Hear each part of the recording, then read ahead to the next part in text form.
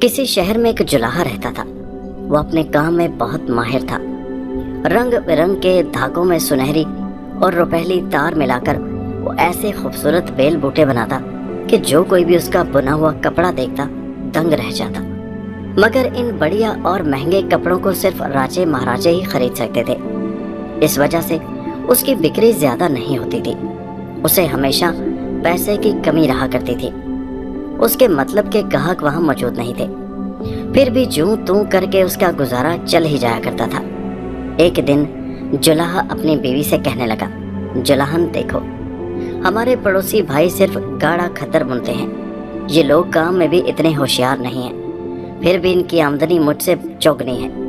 اس گاؤں میں کوئی میرے گنوں کا گاہک ہی نہیں ہے، اس لیے میں تو پردیس میں جا کر اپنی قسمت آزمانے کے لیے سوچ رہا ہوں۔ شیر بھوکا مر جاتا ہے مگر چارہ نہیں کھاتا۔ میں کاریگر جلاحہ ہوں، عام جلاحوں کی طرح موٹا جھوٹا کپڑا تو بننے سے رہا۔ جلاحن کہنے لگی، دیکھو میری بات سنو، پردیس جا کر بھی کچھ نہیں بنے گا۔ جب اپنے دن اچھے آئیں گے تو کام بنتے دیر نہیں لگے گی۔ پردیس جا کر کیا کرو گے؟ میں تو کہتی ہوں یہیں رہو۔ جلاحہ اس کی بات سن کر بولا، تو نکمے پن کی باتیں کرتی ہے، بغیر محنت کے تو کوئی پھل نہیں ملتا۔ کھانے سے بھری ہوئی تھالی چاہے سامنے دھری رہے، جب تک کوئی لقمہ ہاتھ سے اٹھا کر منہ میں نہیں ڈالے گا خوراک پیٹ میں نہ جائے گی۔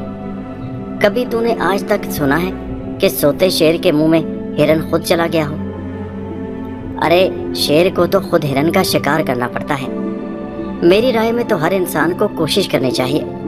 محنت کرنے پر بھی اگر پھل نہ ملے تو اس میں اس انسان کا قصور نہیں، قصوروار تو پھر قسمت ہوتی ہے۔ اس طرح اپنی بیوی کو سمجھا بجھا کر وہ جلاحہ ایک بڑے شہر میں دولت کمانے کی غرض سے چلا گیا۔ وہاں آ کر اس کا کاروبار تھوڑے ہی دنوں میں چمک اٹھا۔ قسمت نے ساتھ دیا۔ اس کے بنائے ہوئے کپڑوں کی سیٹھ ساہوکاروں اور راجوں مہاراجوں میں خوب کھپت ہوئی۔ منہ مانگے قیمت پا کر اس نے اپنا روزگار وہاں اچھا خاصا جما لیا۔ اس طرح 3 برس تک اس شہر میں رہ کر اس نے سونے کی 300 مہریں جمع کر لیں۔ اب اس نے سوچا کہ مجھے اب گھر چلنا چاہیے۔ کافی کچھ اکٹھا ہو گیا۔ میں اپنی بیوی جلاحن کو جا کر جب اتنی دولت دکھاؤں گا تو وہ کتنی خوش ہوگی۔ پھر میں اسے اپنی رخصت کے وقت کی بات یاد دلاؤں گا اور کہوں گا کہ اگر میں تیری باتوں میں آ جاتا اور تیرے کہنے پر پردیس نہ جاتا تو اتنی دولت اسی گاؤں میں بیٹھے رہنے سے مجھے کس طرح ملتی۔ اسی طرح منصوبے بناتا ہوا وہ اپنے گاؤں کی طرف چل دیا۔ راستے میں اسے ایک جنگل میں رات پڑ گئی۔ چوروں، ڈاکوؤں اور درندوں کے ڈر سے وہ ایک پرانے برگد کے درخت پر چڑھ گیا۔ سفر سے تھکا ماندہ تو تھا ہی، تنے کا سہارا لے کر تھوڑی ہی دیر میں سو بھی گیا۔ رات کو خواب میں اسے 2 شخص دکھائی دیے۔ ان میں سے ایک تھا عمل کا دیوتا اور دوسرا قسمت کا دیوتا۔ قسمت کے دیوتا عمل کے دیوتا سے کہنے لگے، عمل کے دیوتا، تمہیں تو معلوم ہے کہ اس جلاحے کے نصیب میں صرف روٹی کپڑے ہی کا سکھ لکھا ہے، پھر بھلا تم نے اسے اٹھا کر سونے کی 300 مہریں کیوں دے دی ہیں؟ عمل کے دیوتا بولے، اے قسمت کے دیوتا، میرا کام تو محنت کرنے والوں کو ان کی محنت کا پھل دینا ہے۔ جو کوشش کرے گا اسے اس کا پھل ملنا ہی چاہیے۔ اب آگے آپ جیسا مناسب سمجھو، آپ تو قسمت کے دیوتا ہیں۔ عمل کے دیوتا اور قسمت کے دیوتا کی یہ باتیں سن کر جلاحہ گھبرا کر اٹھ بیٹھا، مگر جب اس نے اپنی تھیلی کھولی تو اس میں پھوٹی کوڑی بھی نہیں تھی۔ یہ دیکھ کر جلاحہ افسوس کرنے لگا اور کہنے لگا، ہائے، اتنی مشکلوں سے دولت کمائی تھی اور اب اسے جاتے ہوئے ایک پل بھی نہیں لگا۔ بھلا خالی ہاتھ اب گاؤں جا کر اپنی بیوی اور دوستوں کو کس طرح منہ دکھاؤں گا؟ یہ سوچ کر اس نے رات جیسے تیسے وہیں گزاری اور پھر اسی شہر میں واپس آ گیا۔ اور پھر ایک ہی برس میں اس نے دگنی محنت سے اس نے 5000 مہریں کما کر پھر جمع کر لیں اور وہ پھر اپنے گاؤں کی طرف دوسرے راستے سے چل دیا کہ پرانے راستے پر تو میری مہریں جاتی رہیں، اب دوسرا راستہ چنتا ہوں۔ لیکن ہوئی ایسی کہ سورج ڈوبنے پر وہ اسی برگد کے درخت کے پاس آ کر پہنچ گیا۔ یہ دیکھ کر جلاحہ بہت پریشان ہوا کہ ہائے رے، دیکھو لاکھ کوشش کی مگر ہونی وہیں لے جا کر چھوڑتی ہے جہاں کچھ ہونے والا ہوتا ہے۔ ये दूसरा रास्ता भी आकर उसी चौराहे से मिल गया और वो भटकता हुआ फिर उसी जंगल में आट पड़ा। उसने अपने मन में कहा, मालूम होता है कि आज की रात भी इसी मनहूस बरगद के दरख्त पर बसर करनी पड़ेगी। रात को आंख लगने पर फिर ख्वाब में जुलाहे को किस्मत और अमल के देवता दिखाई दिए। उस दिन की तरह फिर किस्मत के देवता ने अमल के देवता से शिकायत की, इस जुलाहे को तुमने इतनी दौलत क्यों दे दी? इसकी किस्मत में तो सिर्फ रोटी कपड़ा लिखा है। अमल के देवता ने जवाब दिया, इंसान को उसकी मेहनत और उसके अमल का फल देना मेरा फर्ज है।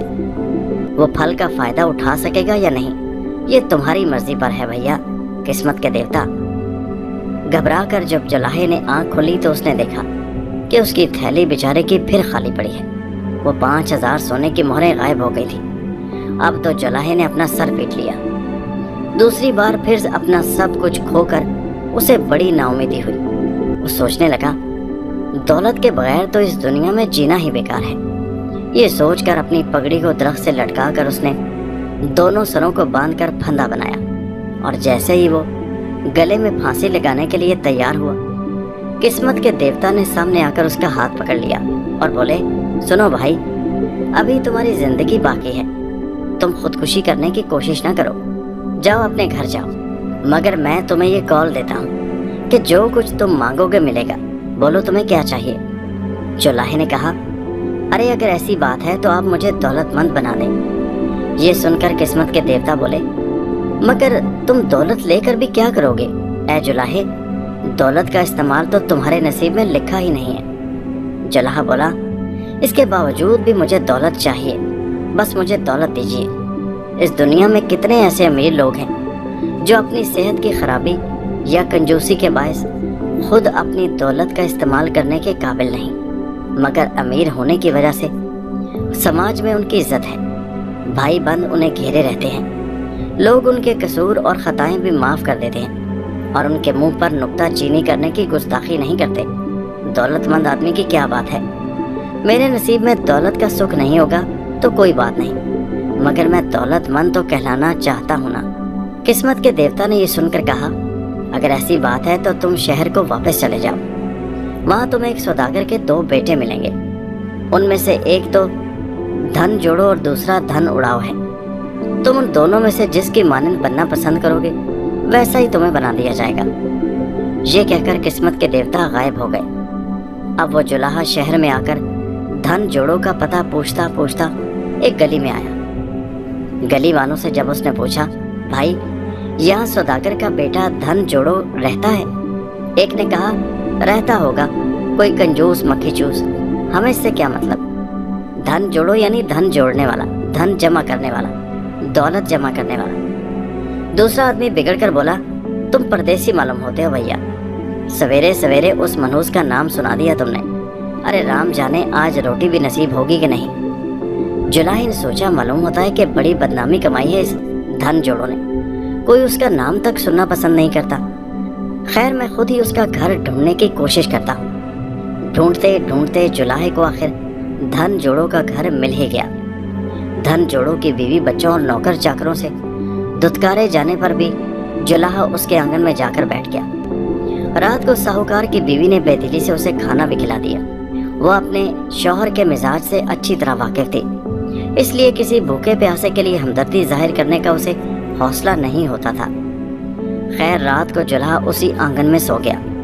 अब ख्वाब में उसे फिर अमल और किस्मत के देवता दिखाई दिए। किस्मत के देवता ने अमल के देवता से पूछा, अमल के देवता, भला तुमने ये क्या किया? इस धन जोड़ो के नसीब में तो पैसा खर्च करना लिखा ही नहीं, फिर उस जुलाहे को खाना खिलवाकर तुमने ये फालतू खर्च क्यों होने दिया? अमल के देवता बोले, किस्मत के देवता, अब मैंने जो मुनासिब समझा कर दिया, आगे तुम्हारी मर्जी, जिस तरह चाहो इसकी कमी को पूरा करो। अगले कई रोज तक वो वहां रहा, लेकिन धन जोड़ो के घर उसे कुछ न मिला और उसे फाका करना पड़ा। फिर बेचारा वहां से मायूस होकर धन उड़ाव की तलाश में चल दिया। उसके गली में घुसते ही बच्चे बच्चे के मुंह से उसने धन उड़ाव की तारीफ सुनी और वो उसे सौदागर के उस बेटे के घर तक छोड़ आए। धन उड़ाव ने जुलाहे की बहुत आओ भगत की और उसे पेट भर कर खाना खिलाया, नया जोड़ा पहनने को दिया اور اس کے آرام کا انتظام کر کے وہ سونے چلا گیا۔ اب رات کو خواب میں جولاہے کو پھر قسمت کے دیوتا اور عمل کے دیوتا دکھائی دیے۔ قسمت کے دیوتا نے عمل کے دیوتا سے کہا، بھائی عمل کے دیوتا، اس دھن اڑاؤ نے تو جولاہے کی آؤ بھگت میں اپنی رہی سہی پونجی بھی خرچ کر دی ہے، اب اس کے کل کھانے پینے کا کام کیسے چلے گا؟ عمل کے دیوتا بولے، اچھے کام کرنے کی رغبت دلانا میرا کام ہے، اب بگڑی بات بنانا تمہارے ہاتھ میں ہے، کچھ قسمت کا کرشمہ دکھاؤ۔ دوسرے ہی دن راجا کے دربار سے ایک اہلکار آیا اور دھن اڑاؤ کو راجا کی طرف سے روپوں کی ایک تھیلی بھیٹ کر گیا۔ یہ دیکھ کر جولاہا سوچنے لگا کہ دھن جوڑو جیسا کروڑ پتی بننے سے دھن اڑاؤ کی طرح لوگوں کی خدمت کرنا اور مزے سے رہنا لاکھ درجے اچھا ہے، کیونکہ دولت کا فائدہ اس کے ٹھیک استعمال میں ہی ہے۔ جس دولت مند کی دولت کسی کے کام نہ آئے اس سے تو غریب رہنا اچھا۔ یہ سوچ کر اس نے قسمت کے دیوتا سے کہا، آپ مجھے دھن اڑاؤ جیسا دولت مند بنا دیں تو اچھا ہے، مجھے دھن جوڑوں کی زندگی میں کوئی فائدہ نظر نہیں آتا۔ جلد ہی اس جولاہے کی خواہش کے مطابق قسمت کے دیوتا نے اسے دھن اڑاؤ جیسا دولت مند بنا دیا۔ وہ گاؤں میں واپس آ گیا، وہاں اس کا کاروبار خوب چمک اٹھا، مگر ساتھ ہی ساتھ وہ جتنا کماتا اتنا ہی لوگوں کے بھلے کے لیے خرچ بھی کر دیتا تھا۔ اس طرح وہ چاہے دولت جمع نہ کر سکا، مگر اس نے نیک نامی خوب کمائی، اور اسی میں جولاہے اور جلہان کو اطمینان حاصل ہوا۔